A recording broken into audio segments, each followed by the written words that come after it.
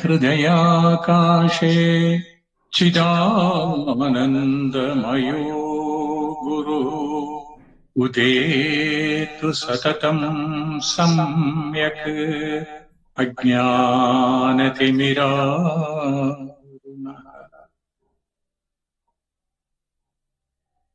ॐ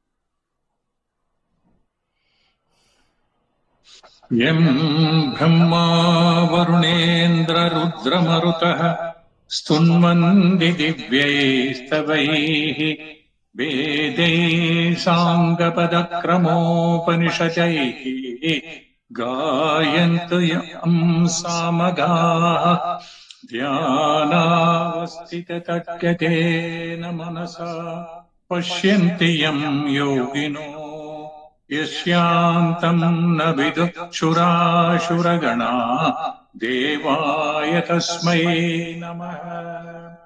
ॐ श्री परमात्मने नमः।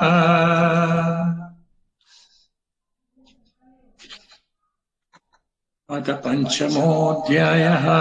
So we are going to see the summary of this important chapter 15.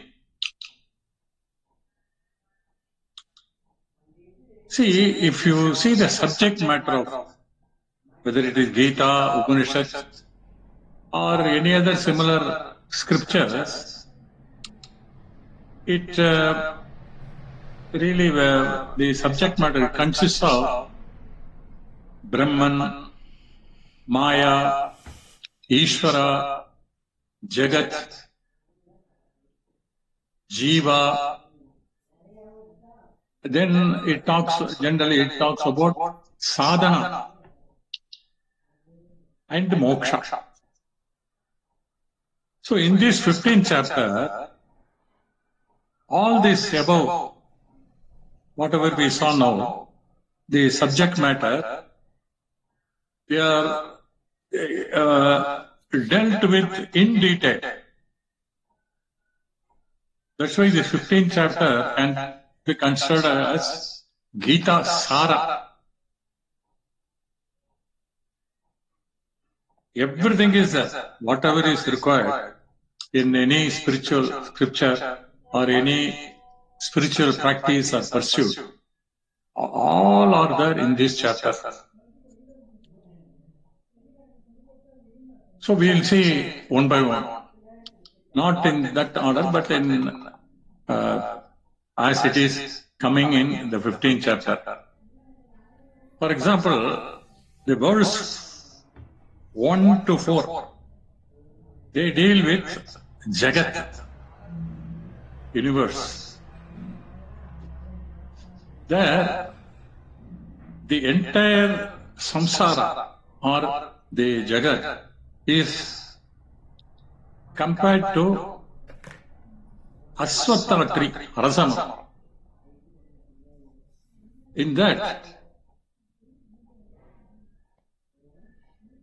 the perceptible loka, which can be seen by all, is comparable to the branches of the tree.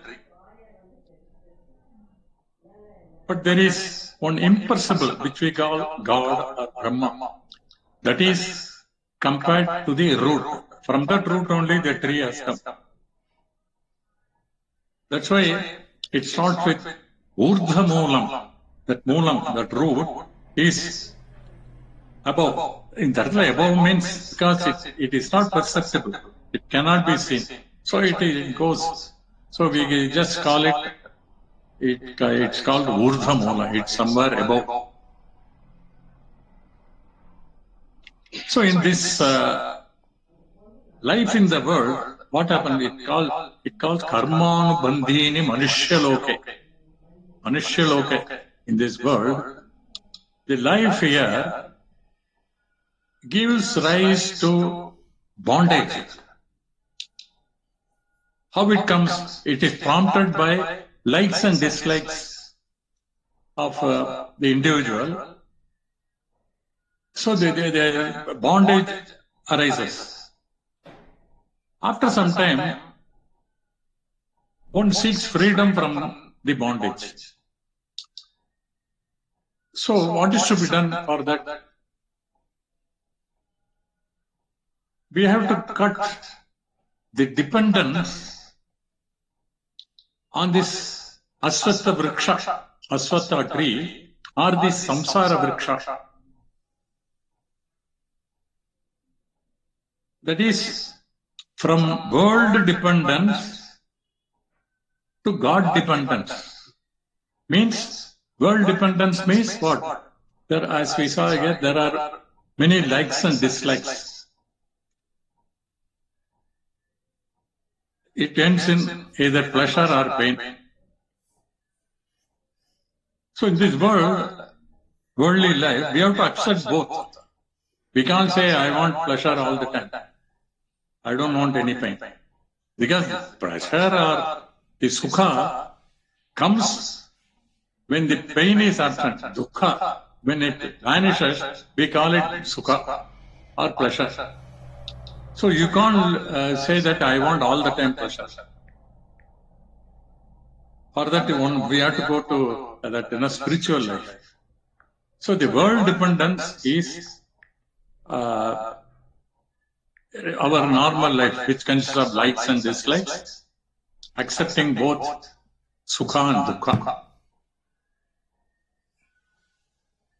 Even though we want to avoid dukkha, that also comes.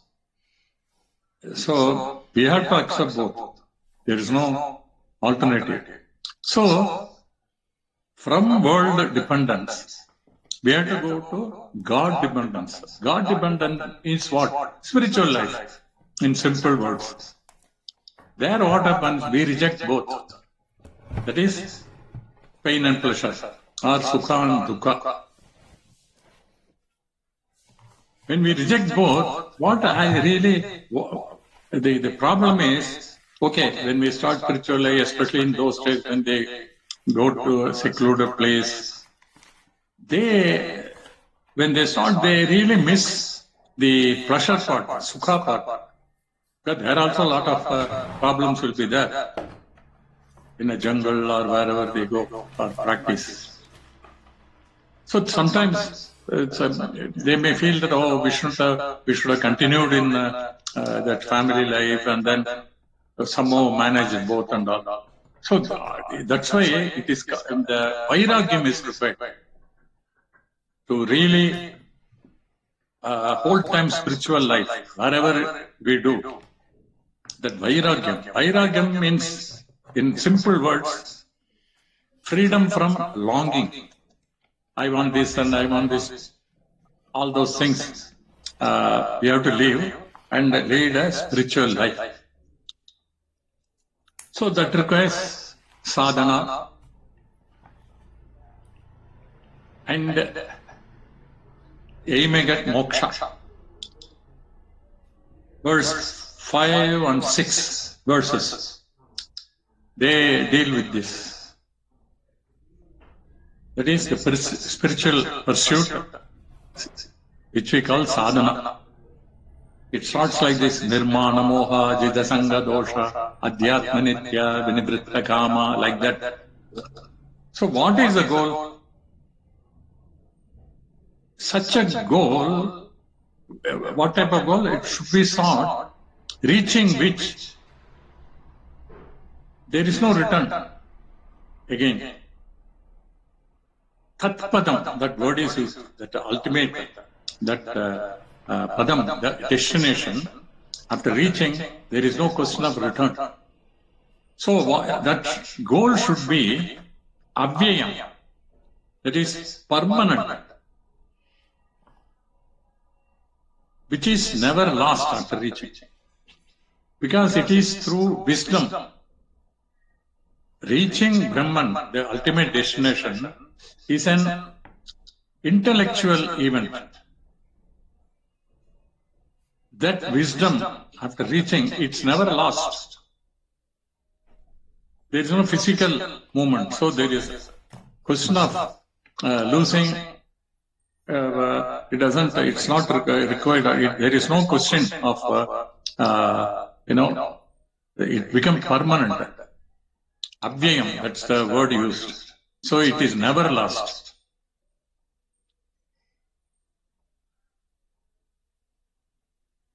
And it is, again, next question, it talks about Natat bhasayate shuryo nashashanko na pavaka. So, it's all examples.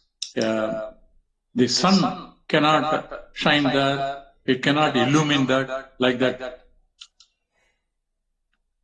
That means what? It cannot be described, it cannot be seen, all these things we have heard. That means the Brahman is the subject. The subject means I, the observer, which is the conscious principle, the very Atma. When we say this, it is not, when we use the word I as subject, it is not the ego, the ultimate I, the real is shines as Jiva in the body-mind complex. So the experiencer, the conscious experiencer in the world and the experienced object. Krishna says, Krishna means Krishna's consciousness. Both of them are my own manifestation. That is Brahman's manifestation. Experiencer and the experienced. Just as in dream, we divide ourselves into two. All are I only. So if one understands this, every activity of a person, that itself is a proof for the existence of the pure original consciousness, which we call God. Some people call it God. So Brahman alone is in the form of a whole universe. That means there is no universe at all other than Brahman. Just as saying, there are no ornaments other than the gold. Everything is gold. Anga, it is very clear. But here we have to do some sort of mananam to clearly understand. So Brahman alone is appearing in the form of Jiva, and Brahman alone is in the form of Jagat also. The seer and seen. Everything is that. So Krishna in this chapter, he defines Jiva as all pervading Brahma Chaitanyam. That is all pervading consciousness, which is reflected in our body, mind, which we call as reflecting medium. There must be some reflecting medium to reflect, like a sun. If you have to reflect within the, let's say, room, we have to keep a mirror which will reflect, the sun light is reflected, and then the room also gets illuminated. So that reflecting medium is our body-mind complex. So if one understands this, that means Krishna says, for a mature mind, God is realizable in and through every moment. I am talking, I am using my hands, it's because of that only. There is, for example, we don't ask for a proof to say that there is electricity sitting under a fan, because the fan moves because of electricity. It's so obvious. Similarly, a mature mind can realizes God in every moment. That means it becomes so obvious. Every time he says, he won't say that, oh, I am saying God and all. It's there. In fact, I quote often Vivekananda when somebody asks, have you seen God? He says, I see God. I see nothing other than God. So whatever is seen, that. So the understanding is very important, for which the 15th chapter is extremely good. Every question is answered. Okay. Now what happens to Jiva when he leaves the body? It pulls the sense organs, all the sense organs, and when it acquires another body, he moves with the sense organs, just as the wind moves with fragrance from one place to another place. This is also a sloka or verse coming in this chapter. So the jiva carries the sense organs and the mind while coming in and going out. So it's so obvious, but the normal people, generally he uses the word deluded one. They do not recognize him, that means the Brahman, who leaves the body, who resides in the body, who experiences so many objects, and finally who has gunas. People with eye of wisdom, they recognize him in every moment. That's what Krishna wants to convey in this particular verses. Then he talks about Ishvara from sloka 12 to 15.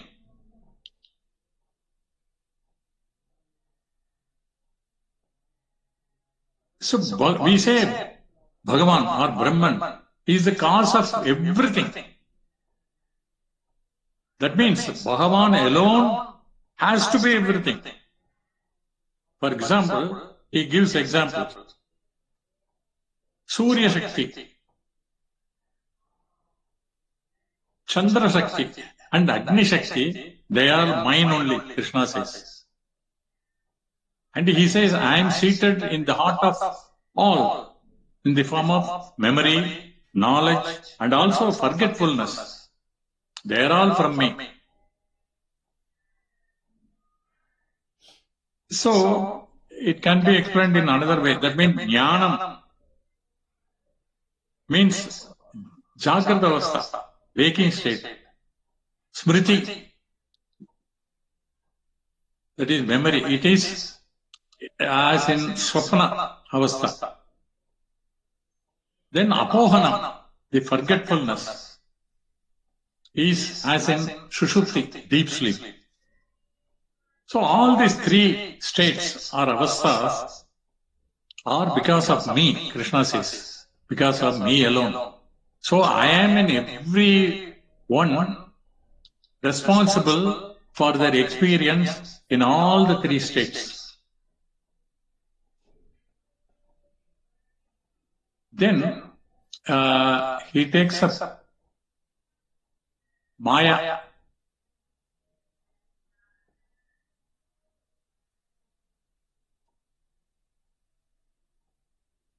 And Brahman. Everything is Brahman. But what is the difference? As we saw earlier, every ornament is gold means it's obvious. There is no doubt at all. Here, the names and forms are there. So, it is only a superficial difference. So, the world is superficially different, but in essence, the whole world is Brahman. There is nothing other than Brahman.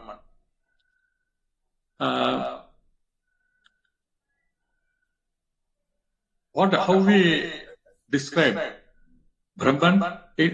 Describe means, if you see some of the scriptures like Drishya Viveka, in this particular sloka is there, I forgot the sloka, I'll tell the meaning. Satchit Ananda Nama Rupa. Satchit Ananda is Brahman, all pervading Brahman. The Nama Rupa is Jagat. All are that only, Brahman only. Satchit Ananda Nama Rupa. One is in manifested form, other one in manifested and unmanifested. In both, it is always there. Again, in Srimad Bhagavata, that also very often we have seen. When it explains Bhagavan, the Tattva-vidu means who have realized souls. They say, Vadanti, they talk, they tell. Vadanti Tattva-viduhu, those people, what do they say about Bhagavan? Tattvam Yajnanam Advayam. The Tattvam, the final reality, the truth, is Yajnana Advayam. That Jnana, which is non-dual, that means not only non-dual, it is everything. Whatever is in Satchit Ananda Nama Rupa, the world, universe, Prapancha, the total Prapancha, everything is that. So it will get everything. There is nothing other than that, as again we saw some time back. So that means what? That alone exists. As in ornaments, gold alone exists. Like that, whether it is Jagat or manifested form is Jagat, unmanifest, which is all the time it is present, it is Brahman. So some people call it, that particular non-dual presence. Brahmedi, Paramatmedi, Bhagavanidi Saptyate. It is described as Brahma or Brahman or Paramatma or Bhagavan, whatever you call. It is like this, it is explained in Srimad Bhagavatam. That alone is there in the manifest and unmanifested form. So everything is that only. So the clarity, that's why Vivekananda says, I see nothing but Bhagavan or the God. So whatever we see, our actions and everything is because of that. So this Brahma, our understanding as per the 15th chapter is, this Brahma is nothing but myself. So it is not enough if we say Brahman is everything. In that, it is a particular stage of sadhana. Unless we know completely, that means one should feel, I should feel finally that Brahman, I am, Aham Brahmasmi. Without that, the sadhana is incomplete. We have to continue. Incomplete means one, we need not stop. Till we understand that, we have to continue.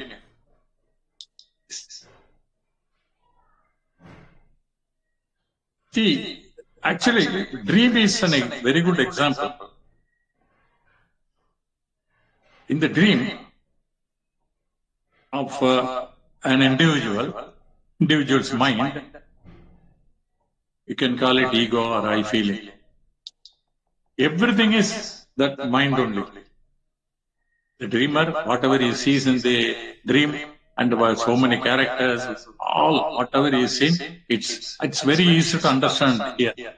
Similarly, where the confusion comes is the universe. Especially in the waking state, it is also a dream where in the total mind, we call it Maya, we can call it Ishvara, or total I or Brahman, in total. So like an individual dream, the total dream, you can say takes place in the total mind which we call Maya or Ishvara. There is a slogan. See, as long as Vishnu sleeps and dreams, world is always there, where every one of us included. When he wakes up, it becomes a pralayam. Everything and dream ends. So it is the dream of the total mind, or we call Brahman. Dream means what? It's an appearance. This also in many places we can find. It is nothing but an appearance. So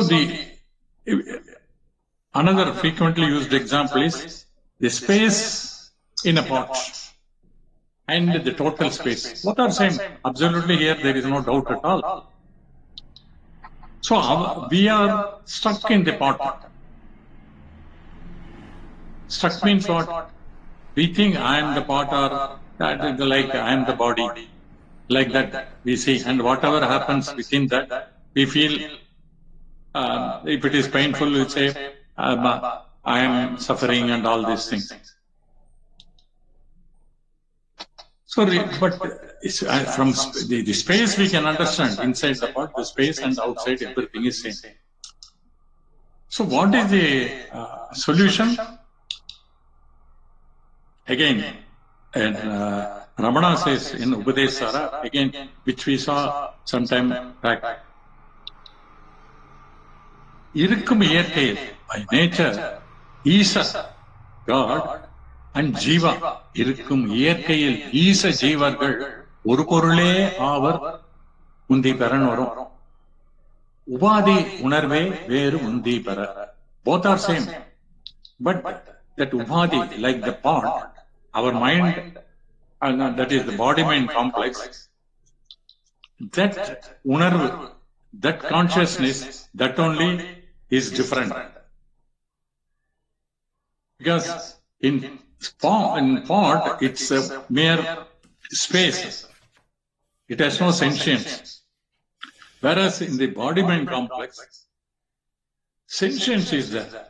So whenever there is a thought that I am the body, actually we don't think. The thought is created by the gunas. We will see at the end that we have to remember that constantly. Yeah, people generally, when they teach, they say, because you have body consciousness. So that's why all these sufferings and all. We have, but we don't think that I am the body. We never. In fact, it's so obvious. The thought is always there because of gunas, especially the tamoguna. And the rajoguna says, I am seeing. So there only it appears that we are thought. Really, I don't think, or I am not thought. The real I is always that. Again, little, we'll see little later. So what Ramana says, Tannai Upadi Vittu Orvadudan Isan Tannai Unarvadam. That means we must get away from the Upadi, means body mind complex. Due to these gunas, the thought comes and there is a feeling that I am God. I am the body. I have a body, but I am not the body. That is the truth. So that truth itself, if one can do mananam on that, then it will be clear that I am not the body or mind. I am that clarity will slowly we will get. So Tannai Upadi Vittu Orvad, to get away from this Upadi, that only is Ishan Tannai Unarvadam. To realize God, one has to come out of this Upadi. How to come out? Only this sadhana part and reading, doing mananam, all those things, they are required. In this, there is one more point which is explained in 15th chapter to make things clearer. We have the manifest matter and unmanifest matter. In chapter 15, it is called Kshara Purusha and Akshara Purusha. That means perishable Purusha and imperishable Purusha.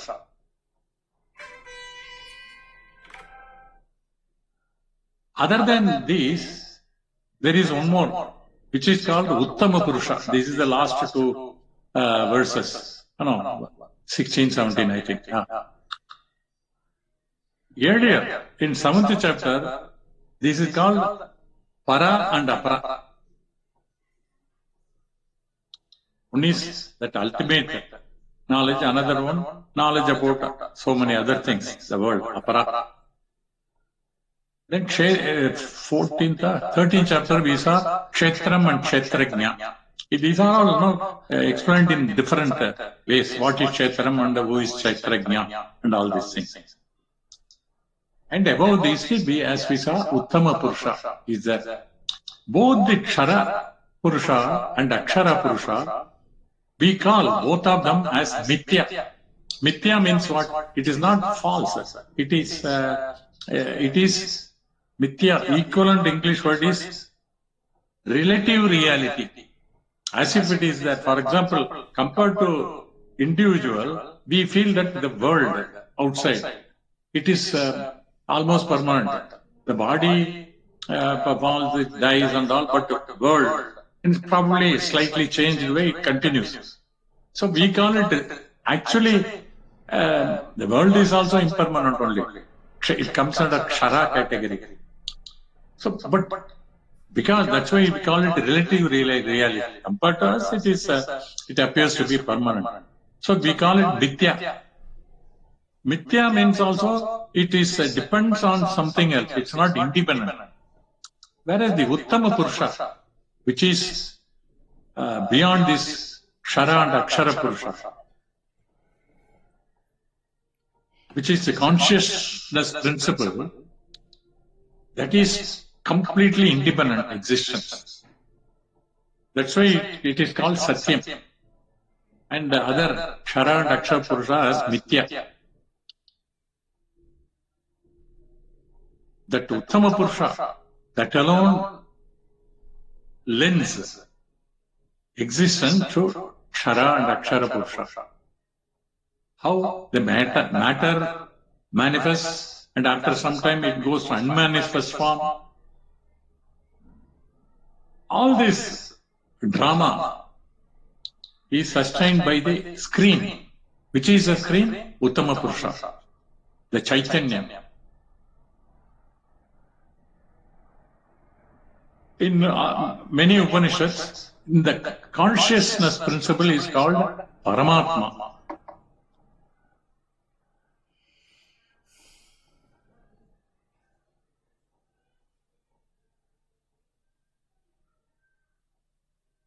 Krishna says, since I am beyond Kshara and beyond Akshara Purusha, I am well known in the world and also in the Vedas as Purushottama. That's why this chapter is called Purushottama Yoga.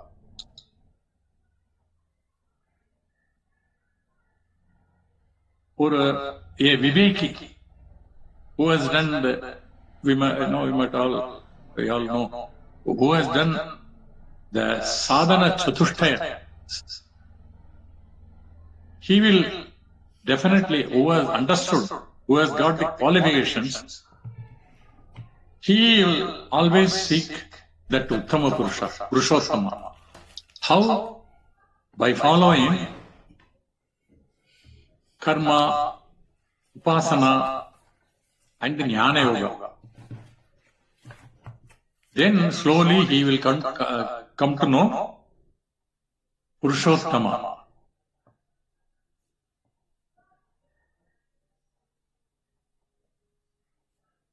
He knows everything, that who has understood Uttama Purusha, because that Uttama Purusha or Purushottama or Brahman, we have seen, Brahman alone is everything. So the person who has understood, he he has understood everything. That means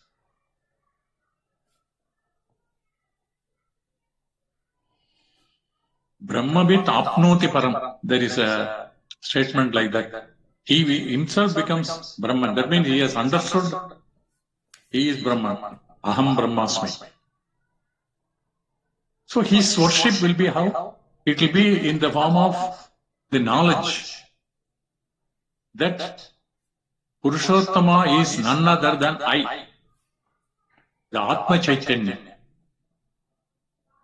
The all-pervading consciousness, Purushottama, is I, the consciousness which is within my body-mind complex. And therefore, such a jnani worships in the form of Advaita Bhakti.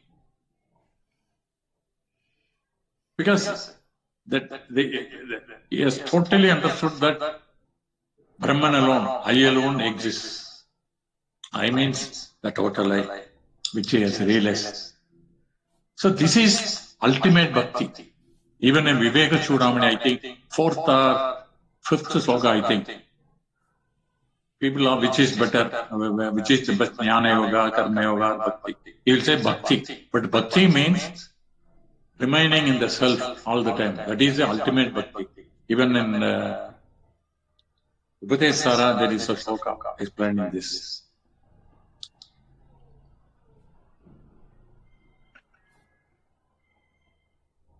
That Uttama Purusha,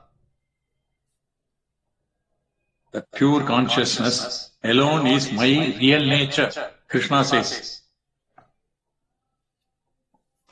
The Chaitanya Tattvam alone is my real nature, Krishna says. We have studied that, we have seen that 5 Vedanta capsules. The first line itself is what? I am of the nature of eternal and all-pervading consciousness. I hope many of you must remember this. I am that. So by practicing this Uttama Purusha, which is I am that, not Uttama Purusha, this knowledge, clear understanding, will alone give fulfillment in life.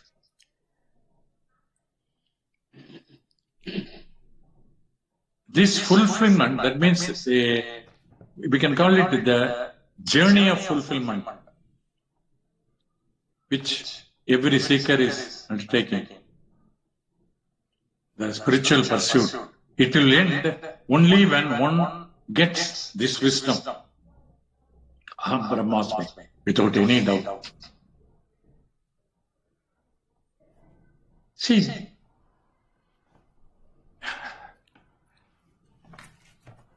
in at the end, Krishna says, uses the word Guhyatamam, the greatest secret, not available so easily. It is imparted by me, Krishna tells Arjuna. Absolutely, there is no doubt in this. Aham Brahmasmi, it's so completely, it's explained without any doubt. Again, earlier in 14th chapter, 19th verse, how the person who has understood, it is explained in this particular verse, 14th chapter, 19th verse. Nanya gunebhya kartaram yada drishtanu pasyanti gunebhyasya param veti madbhamam sodigacchati. Only the 4 gunas, gunebhya, other than these 4 gunas,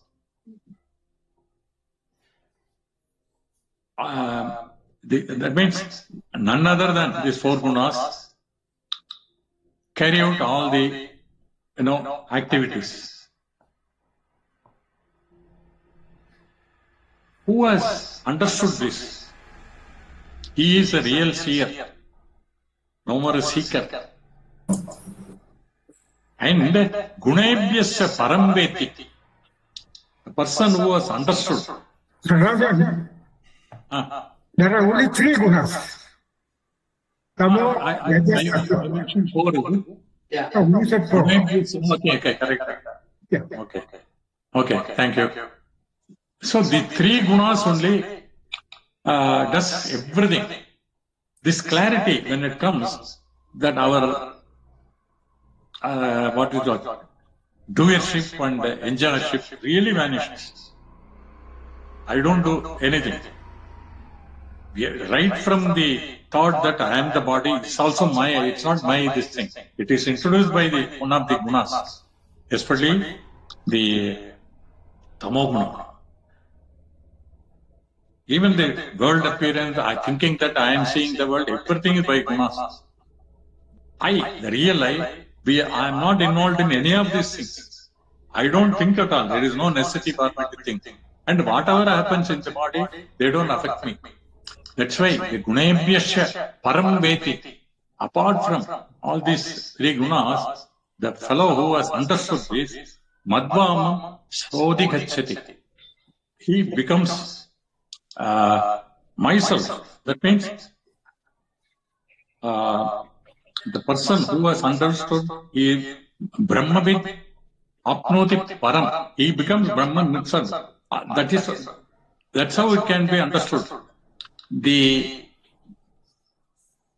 mind, the ego, even though it is always within the Brahman or Atma, it cannot understand Atma. So, unless it becomes Atma or Brahman, then only the totally one understands. With that question, he has nothing to do. That's why it's called total fulfillment. It happens. So how? So he will be there. The world activities will continue, and he understands that I am not the doer. It's all happening.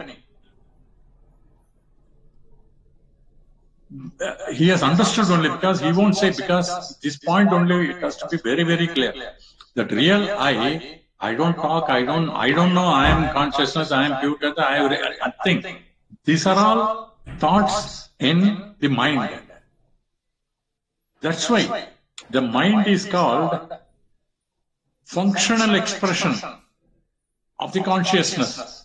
Without mind, I can't say Aham Brahmasmi, even that also we can't, because I am that. I don't require I don't require that knowledge at all.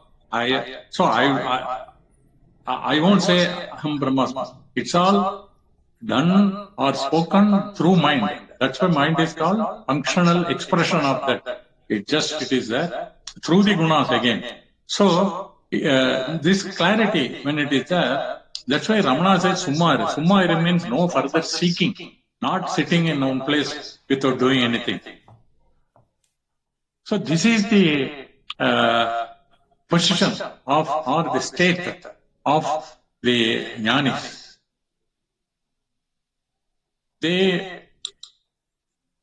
Jnanis means you can't, it's not necessary that, or you can't say that they don't have mind. Mind is there. That mind also, that ego becomes enlightened ego. Whereas the real I, the Atma or Brahman, it doesn't undergo any change. That is the ultimate truth. It is simple, non-dual presence. Whereas the mind, with ego and all those, mano, buddhi, ahankara, all these things, they are required to express whatever is understood. So they become the enlightened ego or enlightened mind. So they have no doubt. So the effect of this, what is that? The jnanam, will be there. Again, third chapter, I think 42nd verse, it is there. The ultimate, this thing is that Atma, that is whatever I see, this thing is, mind is better than that, or supreme to that, and more than compared to mind, buddhi is more supreme, and beyond that Atma is, you can't even use the word supreme, that supreme reality. So with this knowledge, this particular sloka is stated by Krishna because Arjuna will say, with all this knowledge, once in a while I get upset and all those things. I become angry and all those things are happening. He will say, it is all because of Rajoguna. Once you understood this, that Rajoguna also, even if it is there, it doesn't matter. You understood. So that you don't have that effect. So similarly, once the clarity is there, this is what very important. So I am that, and whatever, and I have a body, but I'm not the body. Whatever is happening in the body or in the other things surrounding the body, it's all happening because of the gunas. Again, in the 9th chapter, these are not related, so I have to bring in those things. 9th chapter, 4, 5, 6, I think. Krishna will say, everything is within me, all are within me, but I am not in them. That means I am unaffected, even though the world appears in me. First is, all are in me, I am not in them. Next sloka, he will say, really, nothing is within me. In this point, these three explain so many things. In the dream, the dreamer he is affected by the dreams. Either he is happy or unhappy. Whereas his original thing, the waker, he is not affected. Once the dream is over, he doesn't even question that dream, why it happened and all. Similarly, the real I is unaffected. And that's why the jnani or the seeker, all the time he has to understand. Again, it comes in 4th chapter, 18th verse, I think. Seeing inaction in action. That means in any activity, there is an entity which is not acting at all. And I am that which is not affected at all by all these actions. So with this mind, whatever he does, even in that is all worldly actions, they don't affect him because he has understood. He is not the doer. This sort of clarity slowly gets in. This is what we will understand in this particular 15th chapter. All these points are brought in. That's why Krishna, while ending, he says, Ukshiyatamam, that is, this is the greatest secret, not so easily available. And it is imparted by me. He says, Krishna tells Arjuna. You don't find anywhere else this sort of the greatest secret. So this, then this is the last sloka, which of the 15th chapter, and the 15th chapter ends here. Excellent, bringing out all the, what you call, explain the supreme reality and also jiva. What is Maya? Everything is explained. So everything is clear. We have to do some sort of reflection, that manana, and it doesn't require any equipment. What is required is mind and intelligence. So it is a mental process. So which anybody who is interested, and it is the final. Otherwise, the fulfillment will not be there by doing any other this thing, by understanding any other this one. So we can clearly see that. So this is how the chapter ends. I'll just stop here. Om Purnamada Purnamidam Purnat Purnamudachyate Purnasya Purnamataya Purnamevavashishyate. Om Shanti Shanti Shanti.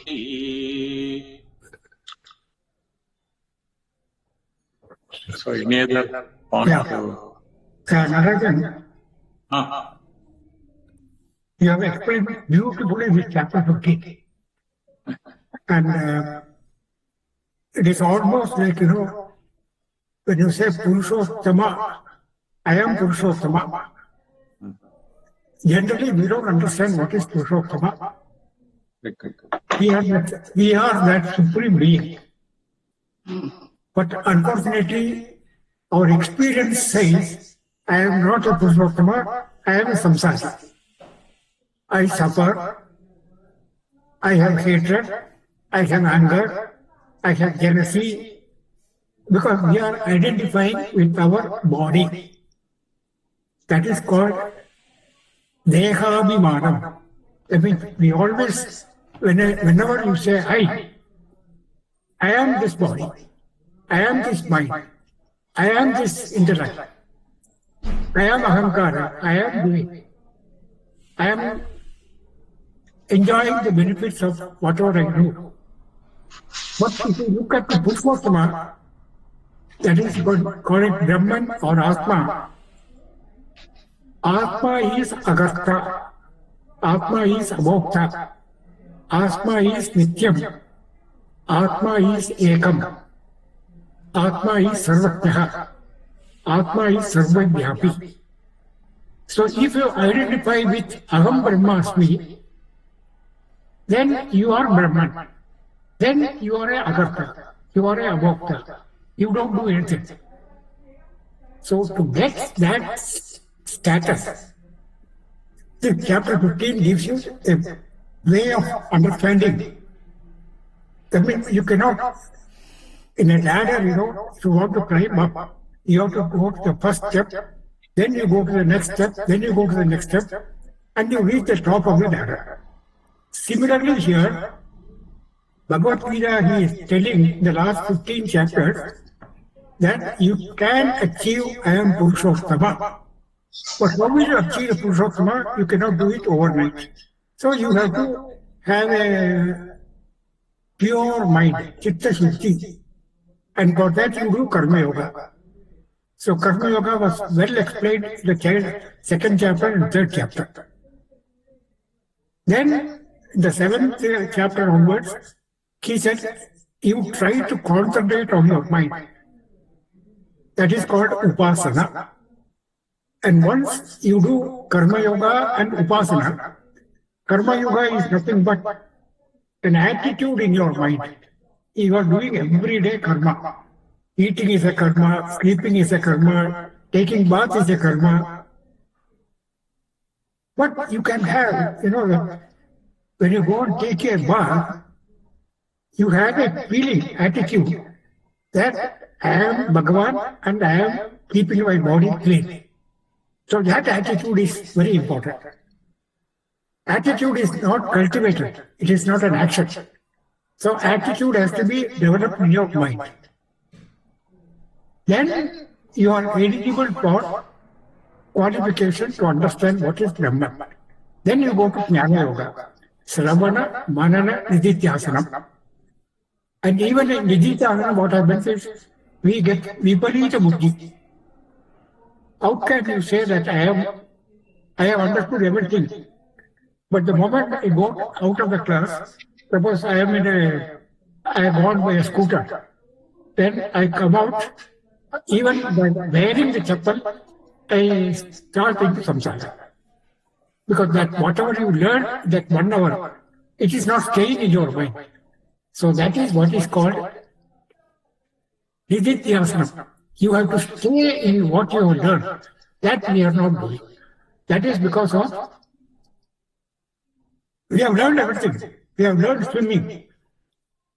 I have learned a lot of books. I have seen lot of videos, how they things and all that. But unless and until you enter into the water and get into the habit of swimming, then only you will become perfect. Like anything, car driving, cycling. So, our aim should be to attain Purushottama and the supreme reality. And one in a million, not even million, is very rare that you get one jnani. They are all ajnanis. Ajnanis are plenty. And once in a while you get a rarely a jnani. So Ramana Maharshi could be one of the jnanis. Even though he didn't do any other practices, but he lived by his life and showed us, how to live a life. So we get perturbed even in small things. Our day-to-day life, if the Nana food is not good, we start complaining. So that habit we should give up. Everything is given by Bhagavan. So how can that be? You can find fault with the food and all that things. So learn to respect the nature and identify with the nature. That is why in the 3rd chapter he has said that nature and you has to live in a harmonious manner. He has given a cyclic activities.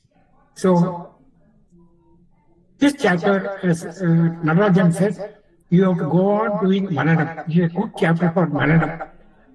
So I hope everybody go, and he has connected, various slokas from different chapters are connected to this 15th chapter.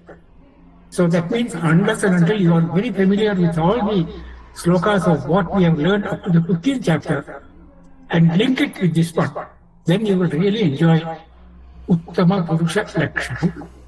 Thank you very much.